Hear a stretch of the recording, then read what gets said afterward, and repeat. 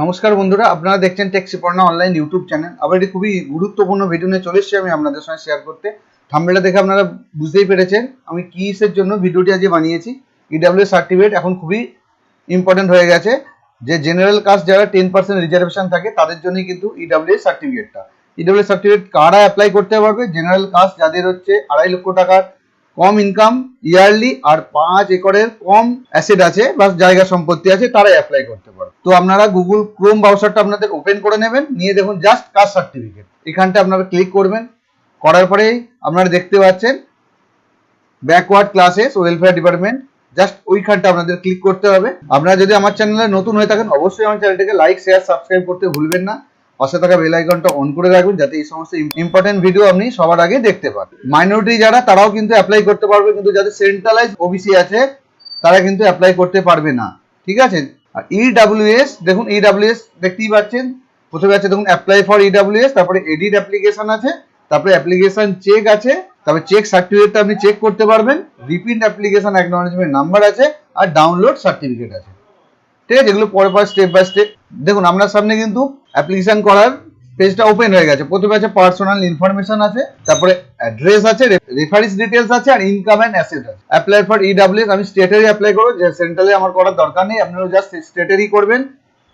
Central করলে আপনার কিন্তু স্টেটের ইডব্লিউএস সার্টিফিকেটটা লাগবে, ঠিক আছে। দেখুন প্রথমে স্টেট আছে, তারপরে ডিস্ট্রিক্ট আছে, জাস্ট ডিস্ট্রিক্ট সিলেক্ট করবেন। ওখানে আপনার যে ডিস্ট্রিক্ট আছে আপনি এখান থেকে বক্স দিয়ে চুজ করে নিতে পারবেন। বক্স দিয়ে চুজ করে নেওয়ার পরে আছে সাব ডিভিশন, অটোমেটিক চলে আসবে আপনার।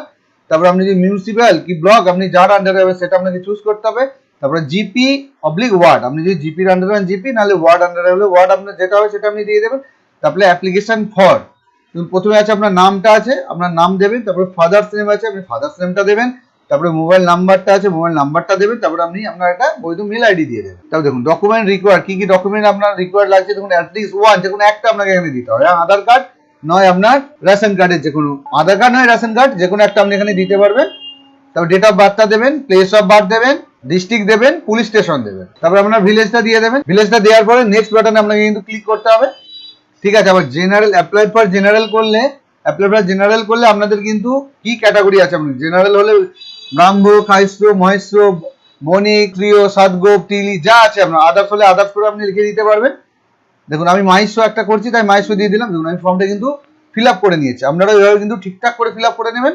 দেখুন ফর্মটা আমি ফিল আপ করেছি কিভাবে দেখুন, আপনি স্টেট, ডিস্ট্রিক্ট, সাব ডিভিশন সবই আমি দিয়ে দিয়েছি, নাম দিয়েছি, বাবার নাম, ফোন নাম্বার, টোটালি সবকিছু আমি কিন্তু দিয়ে দিয়েছি। আধার নাম্বার দিয়েছি, date of birth, place of birth, district, police station সব কিন্তু আমি ঠিকঠাক করে দিয়েছি। দেওয়ার পরে নেক্সট করেছি। নেক্সট করার পরে এবারে আমাকে কিন্তু আমার অ্যাড্রেসটা দিতে হবে। প্রেজেন্ট অ্যাড্রেস আমার যেটা সেটা আমি দিয়ে দিচ্ছি। দেখুন প্রেজেন্ট অ্যাড্রেস কেয়ার অফ, আপনার বাবার নাম দেবেন, state, district, police station, ward, village, post office, pincode, এগুলো কিন্তু আপনারা পরপর দিয়ে দেবেন, ঠিক আছে। আপনার যদি পার্মানেন্ট আর প্রেজেন্ট অ্যাড্রেস সেম হয় তাহলে আপনি ইয়েস করবেন, নাহলে নো করাচ্ছে আপনাকে কিন্তু লিখতে হবে, ঠিক আছে। তারপরে আপনি নেক্সট করবেন, প্রিভিউ করে আপনি দেখতে পারেন, অসুবিধা নেই কিছু।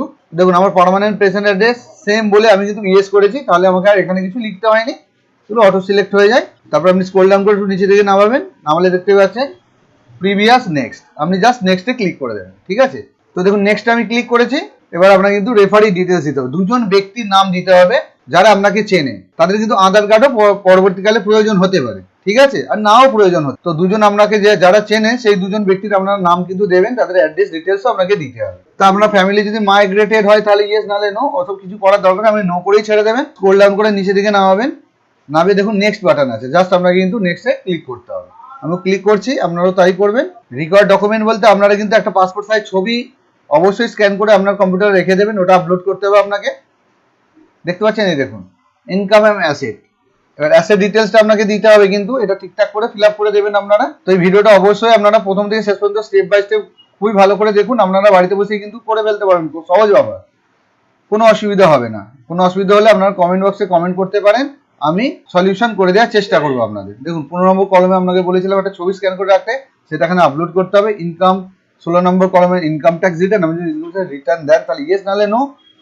ইনকাম এন্ড অ্যাসেট ডিটেল আপনাকে দিতে হবে। দেখুন অ্যানুয়াল আছে, এগ্রিকালচার আছে, রেসিডেন্সিয়াল প্লট আছে, রেসিডেন্সিয়াল প্লট ইন মিউনিসিপ্যালিটি, এর মধ্যে আপনার যেটা পড়ে আপনি সেটা দেবেন। দেখুন আমি কিন্তু এগ্রিকালচারটাই চুজ করেছি এরিয়া হিসাবে, ঠিক আছে।